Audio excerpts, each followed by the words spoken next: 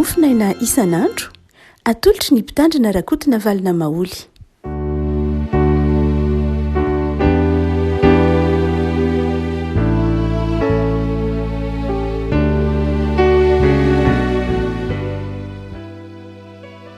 Mpifaliana avy no iarabanantsika tratr'ity talata fa eniny volana Mey ity.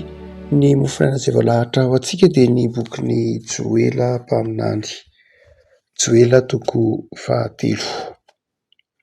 Joela toko 13 vakintsika amin'ny anaran'i Jesosy. Rehefa afaka izany dia andatsaka ny fanahiko amin'ny nofo rehetra. Dia aminany ny zanaka lahinareo sy ny zanaka vavinareo. Ny lahy antrareo ho an'ny ary ny zatovavinareo ahita fahitana. Ary na dia ny mpanompo lahy sy ny mpanompo vavy aza dia andatsahako ny fanahiko amin'izany andro izany. Ary nisy vahagaka eny amin'ny lanitra sy ety amin'ny tany dia rà sy afo ary setroka nitakosina. Ny masoandro ampodiana ho aizina ary ny volana ho rà. Alohan'ny hatogavan'ny andron'i Jehovah izay sady lehibe ny mahatsiravina. Ary nazovina ny anjon'aran'i Jehovah dia ho afa-mandositra. Fa ao an-tendrombohitra Ziona sy any Jerosalema dia hisy sisa afaka arak'izay efa voalazan'i Jehovah ary izay antsoin'i Jehovah dia ho isan'izay afa-mandositra. Ray Masino manamasinana amin'ny fahamarinana, ny teninao no ho fahamarinana. Amen. Ity faminaniana eto am-pitantarantsika ity moa ry havako dia faminaniana izay nampitondraina ny Joela manokana mba ampitana amin'ny zanak'Israely ny asan'ny fanamasina, ny ateraky ny fanamasina, ny vokatry ny fandraisana ny fanamasina, ny vokatry ny fanomezan'Andriamanitra ny fanamasina eo amin'ny mpino, eo amin'ny fiarahamonina, eo amin'ny mpiarabelona. Mazava tsara ny afary Joela eto. Ho an'ny mpino dia misy zavatra izay asehon'ny Joela ateraky io fanamasina izay omen'ny tompo io. Fanamasina dia zavatra atolotra maimaim-poana, andatsaka ny fanahiko hoy ny filazan'ny tompo ao amin'ny Joela, izany hoe omen'Andriamanitra ny fanahy. Ary io fanamasina izay omen'Andriamanitra io ho an'ny mpino ary nampanantenainy ho an'ny zanak'Israely dia mazava ho azy fozy manao hoe samy anana izay mety endrika isehon'ny asan'ny fanamasina avy ny olona tsirairay, tsy mitovy. Samy handray ny fanamasina izy, fanomezan'ny fanamasina, samy mandray ny fanamasina izy sika. Fa ny asan'ny fanamasina izay ato anatintsika sy hitarihiny antsika dia izao ho samy hafa mihitsy. Raha ohatra ka asehon'ny Joela dia manao hoe ny zanaka lahinareo sy ny zanaka vavinareo dia aminany. Izany hoe ny faminaniana dia asan'ny fanan'Andriamanitra, ny tanora dia aminany. Maninona moa ny tanora no aminany? Inona ny dikan'ilay teny hoe maminany, mitondra ny hafatra Andriamanitra. Ny mpaminany tamin'izany fotoana izany dia izao olona izay irahin'Andriamanitra, hitondra ny tenin'Andriamanitra. Ny mpaminany dia tsy tahaka ny mpisorona na tahaka ny mpanjaka. Ny mpisorona dia taranaky Arona foana, ny mpanjaka dia taranaky Davida. Fa ny mpaminany kosa dia mety ho ny olona rehetra, ny tsirairay avy. Izany hoe Andriamanitra dia misafidy manokana, manana safidy manokana izay tiany hitondra ny teniny. Tsy tahaka ny hoe fisoronana dia manokana iny, taranaky iny tsy adikevitra, ny mpanjaka dia tsy adikevitra. Fa izao ny mpaminany kosa izany raha hitondra ny tenin'Andriamanitra dia izao Andriamanitra ihany no mifidy azy. Malalaka io. Tsy miankina amin'ny fiaviana, tsy miankina amin'ny toerana, tsy miankina amin'ny fahalalana. Mety misy olona tambanivohitra tahaka Andriamosa, mety misy manam-pahaizana sy olona ambony tahaka ny Jesaia mpaminany, mety misy tanora tahaka ny Jeremia, mety misy tsy mitonona anarana dia zava-dehibe tahaka ny anarana tahaka ny atao very ny Malakia koa aza mety tahaka izany ihany na reo mpaminany hafa dia hoy dia manao hoe lay mpaminany dia olona nofidina manokana, nofidin'Andriamanitra manokana eny anivon'ny fiarahamonina eny. Dia hoy izy mantsy ny zanak'Israely hoe ny zanaka lahinareo sy ny zanaka vavinareo aminany.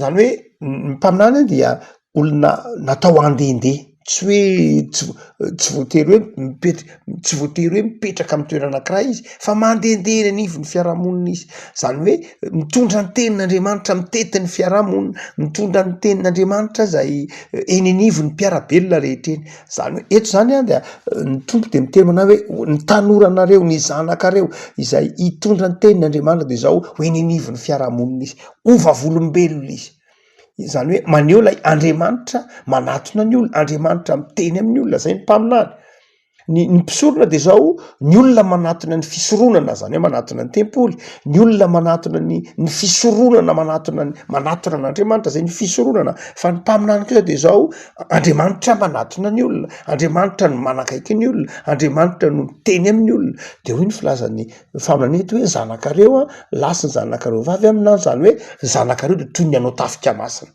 ny zanakareo dia ho mpitory ny filazantsara ny zanakareo de ovavolombelona ny fitiavan'Andriamanitra zanakareo dia olona irahin'Andriamanitra tsy hoe eo amin'ny toerana anankiray fa zanakareo dia irahin'Andriamanitra ovavolombelona hitory ny tenin'Andriamanitra zay mahatanora azy satria irahina andeha hivitsivitsy atsiaroa zay mahatonga lay raha mijery tsara tsika ao amin'ny boky Isaia mpaminany misy le teny manao hoe hendreny atsara ny tongotry mitondra teny soa mahafaly satria mezakazaka izy mavitribitrika izy zay le hoe lay tanora lay zanaka dia ho mpaminany ho vavolombelona zava-dehibe zany ny asan'ny fanamasina eo amin'ny taranakitsika eo amin'ny tanora eo amin'ny zanakitsika nataon'Andriamanitra hitory ny filazantsara ny tanora nataon'Andriamanitra hitory ny filazantsara ho vavolombelona ny tanora ao anatin'io heriny io ao anatin'io fahatanjahany io dia ny asan'ny fanamasina de mahatonga ny tanoratsika mahatonga ny zanatsika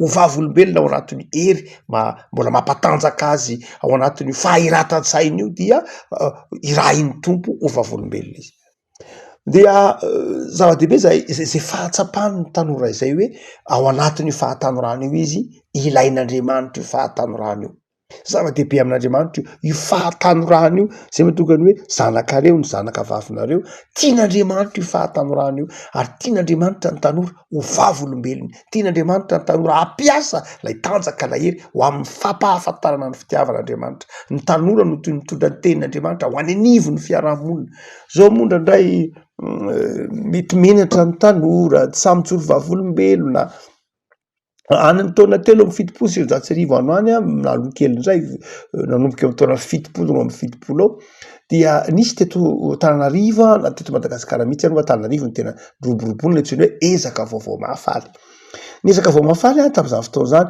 tsy de tena ezaka hoe tao anatin'ny rafitry ny fiangonana loatra izy io fa mpitandrina vitsivitsy any sy laika vitsivitsy no nanao lay hoe ezaka vaovao mahafaly zany hoe io tena mouvement na tanora mihitsy tamin'izany fotoana zany nisy olon-dehibe nisy tanora ary de nitoy nahakatra aty amin'ny taona mandrakakiny andramo somary efa nangingina izy fa namakivaky ny taona 70 20 atraty amin'ny taona 9 de nisy mandrakariva le hoe ezaka vaovao mahafaly tamin'izany fotoana zany tarendry pasteur Rakoton'Ray Johnson zay tena azo lazaina hoe tena nandrafitra sy namolavola azy pasteur Rakoton'Ray Johnson sy ireo maro izay nanome andraikitra ny tanora nanome andraikitra ny tanora ho mpitory ny filazantsara ary bitsaka ny tanora ny tory filazantsara teny etsena teny Analakely nitety tanàna nitety tokantrano asa amin'izao andro raha firy reny tanora samy tory teny eny Analakely na eny tsena n'Andravoahangy na eny amin'ny tsena ny Sotry ngamba mety eritreritra ny tanora amin'izao fotoana zao manao hoe tsy fanao zany ohatry menatra fa ny tanora tamin'ny mpanao ezaka vaovao mahafaly ny tanora ny taona 70 20 50 de zao tena nahavita mitory teny Analakely mitory teny Sotry teny Andravoahangy teny Ampefiloha zany hoe tsy menatra ny filazantsara zao moa tsika manao hoe ohatran'ny zany lasa mahamenatra ny tanora zany na ny miangona izy ka milanja baiboly de menatra tsy le milanja baiboly akory ny tanjony tsy zay loatra fa ny hoe menatra le atao hoe kristianina eto dia asehon'ny tompo hoe zany tanora mahana fanamasina zany de zao tanora irahin'ny tompo ho mpaminany zany hoe ho vavolombelona ho entitsika eo anivon'ny namantsika eo anivon'ny fiarahamonina ny tenin'Andriamanitra, ny fitiavan'Andriamanitra. Fa ho ihany zao manao hoe ny lay antotrareo anofy zany hoe lay vision zany satria ny lay antotra ny olon-dehibe zany zao tsy afaka andeha tahaka ny tanora ka andeha ivezivezy atserotsony hitondra ny teny faminaniana fa izao izy kosa dia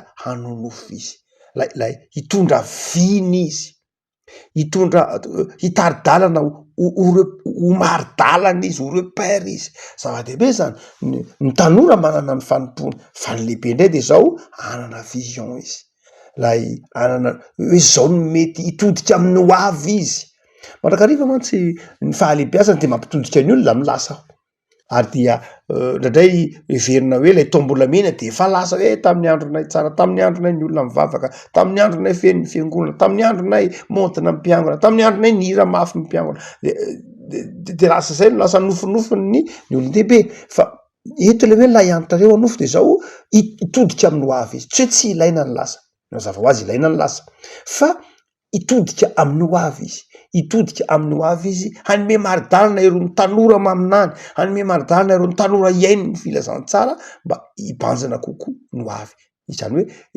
hitaonany hoe zao ny lalana mety zao ny mahasoa zao ny mahatsara ny fiarahamonina sa manana ndraiky zany ny fanamasina de zao mitaonantsika hibanjana ny ho avy mitaonantsika anana vision fa tsy hoe ny fiainana no mitondra antsika fa mitondra antsika hitondra ny fiainana araka ny tokony ho izy dia ho ihany ko ny faminanety manao hoe hatramin'ny mpanompo lahanareo sy ny mpanompo vavinareo raha dia andatsahako ny fanahiko zany hoe tsy niteneny mety hoe mpanompo lahy sy mpanompo vavy inona anao ndraikiny fa zany hoe mpanompo mandray ny fanamasina de zao mpanompo mahatoky mpanompo marina mpanompo miasa zany hoe ny fanamasina rehefa tonga ao anatintsika de zao manjary mahatonga atsika mietsika manjary mahatonga atsika misy dikany sy misy heviny ny fiainatsika ny fanamasina dia miteraka heviny amin'ny fiainatsika lasa fantatsika ny tokony ataotsika fantatsika ny lalana tokony izoratsika ary lasa misy heviny eo anatrehan'Andriamanitra na ny fisiditsika misy heviny eo anatrehan'ny hafa ny fisiditsika sarotra zany metrehitra amin'ny hoe olona nandray ny fanamasina nefa sanatria tononona amin'ny hoe tsisy ilana azy fa ny olona zay mana fanamasina de zao olona ilain'Andriamanitra ny olona andatsahana fanan'Andriamanitra de olona ilain'Andriamanitra na ahitsy kokoa de zao rehefa andatsahana fanamasina tsika de zao manjary tonga olona ilaina satria nomen'Andriamanitra ny fanahiny tsika de tonga olona ilaina tsy hoe ilaintsika de nomen'Andriamanitra ny fanahiny fa izao satria nomen'Andriamanitra ny fanahiny isika de manjary ilain'Andriamanitra ilain'ny olona ilain'ny mpiarabelona afako tsapanao ve fa enao de ilain'Andriamanitra tsapanao ve fa enao de ilain'ny mpiarabelona tsapanao ve fa misy dikany amin'ny hafa misy dikany amin'Andriamanitra io fisinao io tsy hoe misy ho an'ny tenanao ihany ianao ka rehefa tsy mahafinaritra ny tenanao de foananao ny fisinao fa tena misy heviny amin'Andriamanitra misy dikany amin'Andriamanitra ny fisinao fa ny ako n'lay fanamasina koa afaka malala asehony joely de zao izy manao hoe io fanamasina io de zao isy fahagagana eny amin'ny lanitra sy ty amin'ny tany de ny raha sy ny hafaly ny setroka mitakosina ny masoandro apodina ho alina ary aizina ary ny volana ho toy ny raha dia zany hoe le fanamasin'Andriamanitra zany de zao tsy hoe hiasa amin'ny zavaboary manahoana izy fa io fanamasina io de zao mitaona ny olona ahatsiaro ny fitiavan'Andriamanitra sy ny fahagagana nataon'Andriamanitra raha mijery an'io tsika dia mampatsiaro atsika ny herin'Andriamanitra rehefa miteny hoe raha sy afo isika dia ampatsiaroviny io isika ny asan'ny apôstôly toko 2 mampatsiaro atsika ny famelan-keloka nataon'ny Kristy io fanamasina io zany de zao rehefa miasa de zao ampatsiaro atsika ny famelan-keloka nataon'to Jesosy atsika to miazo fijaliana zay le hoe raha io fanamasina io rehefa miasa ao anatin'ny fiarahamonina fa tsy hoe ny mpino ihany ny asany fa ny fiarahamonina koa iasany dia rehefa mandeha mitoro ny filazantsara lay tanora lasy tanora zazavavy mijoro vavolombelona ny mpanompo manana vina ny olon-dehibe de zao io fa ampatsiaro ny fanamasina apatsiaro ny fiangonana, apatsiaro lay famelan-keloka ataon'Andriamanitra. Ary zay nantom-pisian'ny fiangonana riavako.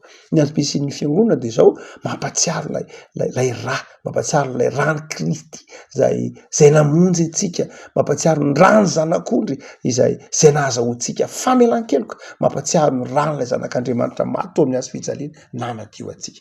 Ary tenenin'ny Petera manokana io manao hoe tandreminareo tsara fa tsy vola tamin'ny karena na volamena akory no nifidianana anareo fa ny rany Kristy. Rehefa malala zava-dehibe zany ny asan'ny fanamasana eo anivon'ny fiarahamonina, mampatsiaro izao tontolo zao, mampatsiaro ny olombelona ny fitiavan'Andriamanitra. Fa tsy zay ihany, fa izy manao hoe ny rà sy ny afo ary ny setroka mitakosina. Lay afo dia mampatsiaro ny fanahy masina, mampatsiaro lay fanahy masina, mampatsiaro hoe rehefa voavela heloka isika de zao manjary mandray ny fanahy masina, tonga irak'Andriamanitra, tonga masim-piainana, tao amin'ny filazantsara zany, tao amin'ny fiangonana ny olombelona mba handray ny famelan-keloka nataon'ny tompo ary manjary nitoeran'ny fanahin'Andriamanitra. Aleo de miteny izy manao hoe ary setroka mitakosina. Inona moa le setroka mitakosina? Ny fitsaran'Andriamanitra, ny fitsaran'Andriamanitra mampatsiaro antsika ny Sodoma sy Gomora. Lay setroka mitakosina de mampatsiaro antsika manao hoe misy ny fitsaran'Andriamanitra. Rehafako raha maniraka atsika hoe tao am'izao tontolo zao Andriamanitra ka mampitoetra ny fanahiny atao anatintsika de zao mitory ny famelan-keloka aloha isika. Tsy avy hatrany de mitory ny setroka mitakosina akory, tsy avy hatrany de ny fitsaran'Andriamanitra nytorintsika, ny fanamelohan'Andriamanitra. Tsy zany. Ny filazantsara tsy ny fanamelohan'Andriamanitra ny lasa aloha, fa ny filazantsara ny fitiavan'Andriamanitra ny lasa aloha. Zay ny dikany hoe raha io, fampahafantarana ny fitiavan'Andriamanitra aloha. Ao aorian'izay fampahafantarana ny fampahirezana ny olona hanao ny asa fanompona, zay le fanahy masina. Fitaomana ny olona ahery, fitaomana ny olona ajoro, zay le fanahy masina. Fa izay kosa de fampahafantarana ny olona fa tsy maintsy hisy ny setroka mitakosina, tsy maintsy hisy ny fitsaran'Andriamanitra. Zay le teneniny hoe ho avy ny andron'i Jehova izay lehibe sady mahatsiravina. Tsy hoe mijanona fotsiny tsika amin'ny Andriamanitra de fitiavana raiso ny fanahy masina, fa ilaintsika koa amin'ny fijona vavolombelona. Ilain'Andriamanitra takin'ny tenin'Andriamanitra mihitsy ny ampahafantarantsika fa izao ity fiainany ity de fandalovana. Ity fiainany ity tsy mandrakizay. Ity fiainany ity hiafara amin'ny fitsaran'Andriamanitra. Ity fiainany ity hiafara amin'ny setroka mitakosina. Zany hoe hiafara amin'ny fitsaran'Andriamanitra. Fa izao aiza ianao? De hoe ny filazan'ny Joely azy manao hoe manoloana izany setroka mitakosina, zany fitsaran'Andriamanitra zany andro lehibe ny Jehova zany, de inona no hitranga? Hoy ny filazan'ny Joely azy manao hoe izay natsoin'i Jehova de ho isan'izay afa mandositra. Afa mandositra amin'inona? Amin'ny fitsaran'Andriamanitra. Izay nantsoina, izany hoe iza le nantsoina, zay ninon'le rany Kristy, nandray ny rany Kristy, iza le nantsoina, izay nandray ny fanahy masina. Noentiny notoriany ireo zanakalahy sy zanakavavy zay nitoeran'ny fanan'Andriamanitra, notoriany ireo lay antitra nanonofy dia izay nandray an'izany de zao voavonjy izy. Afaka malala rafitinina, inona no hevitry ty faminaniana zay ambarany Joelay ity? Voafidin'Andriamanitra enao, isika fiangonana, isika vita batisa, isika mpino, isika mpandray, isika vita kominio, voafidin'Andriamanitra isika. Manana andraikitra isika, tian'Andriamanitra isika. Efa nandray lay famelan-keloka tamin'ilay raha, efa nandray ny fanahy masina sarin'ilay afo de zao afaka amin'izany fahatezeran'Andriamanitra izany, afaka amin'ilay tahotra ny setroka mitakosina hoy Joely hoe eto, de zao ary mandehany ianao mijoro vavolombelona, mandehany ianao misara, mandehany ianao mitory, isoro ny fiferotanaina mba mavitrika amin'ny fijona vavolombelona, aza manao apitsopitso amin'ny asan'Andriamanitra, aza mifanjana amin'ny asan'Andriamanitra, tanterao ny fanomponao. Paoly mantsony Timoty zanany, ary torio ny teny, torio ny filazantsara, torio ny fitiavan'Andriamanitra, torio ny famelan-keloka na amin'ny fotoana na tsy amin'ny fotoana, fa ho avy ny andro izay tsy ahafahana manao zany intsony. Rehefa mby amin'ilay andron'i Jehova de ho avy lay setroka mitakosina, zany ho avy lay fitsaran'Andriamanitra, tsy ahitana ny lalak'izorana, tsy ahafahana manao nainanaina intsony satria tapitra ny fotoana. Fa izao de mbola tsy tapahina ny volotaratorotoro, tsy mbona vonoina ny lanjiro manentona de zao mandeha any ianao mitoro ny filazany tsara, mitoro ny fitiavan'Andriamanitra ho aminao any ny herin'ny fanahy masina.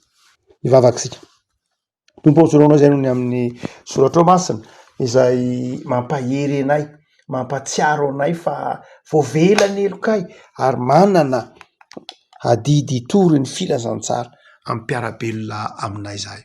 Misaotra tompo fa azonay antoka ny fahamarina ny teninao, fa momba anay mandrakariva ianao de omeo anay ny fahasahina, omeo anay ny fijoroana hitory ny fitiavanao, fa efa novidinao tamin'ny raso ny zanakao zahay de afaka amin'ny fahatezeranao fa miainao ambany fahasoavanao de amin'ireo fo zahay tompo ary terizo mandrakariva ambany fahasoavanao. Teny tontolo andronay anio ho tontolo andron'ny fifaliana, ho tontolo andron'ny fahatokinanao Andriamanitra, de irao zahay ho vavolombelonao amin'ny asany tsara rehetra. Misaotra Jesosy. Amen.